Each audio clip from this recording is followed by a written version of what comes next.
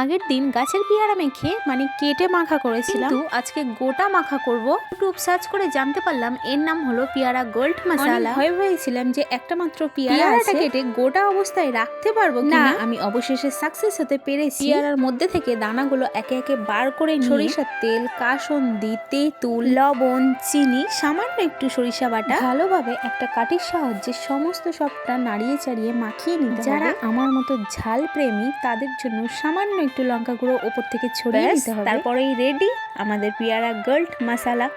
মাঝখান থেকে সমানভাবে কেটে নিয়ে এবার পরিবেশনের পালা। খেতে কেমন হবে জানি না, কিন্তু দেখতে অসাধারণ হয়েছে। সত্যি বলতে ভিডিওটা করা আমার 2 দিন আগে আমার ভয়েস দিতে এসে বুঝতেই পারছো আমার রিয়াকশনটা, মুখে একদম জল চলে এসছে, মনে হচ্ছে এক্ষুনি পেলে কামড়িয়ে খেয়ে নিতাম। চলো আজ এই পর্যন্ত, সবাই সুস্থ থাকবেন, ভালো থাকবেন, আর প্লিজ প্লিজ প্লিজ আমার চ্যানেলটা সাবস্ক্রাইব করে আমার পাশে থাকবেন। চলো সবাইকে টাটা, দেখা হচ্ছে নেক্সট ভিডিও।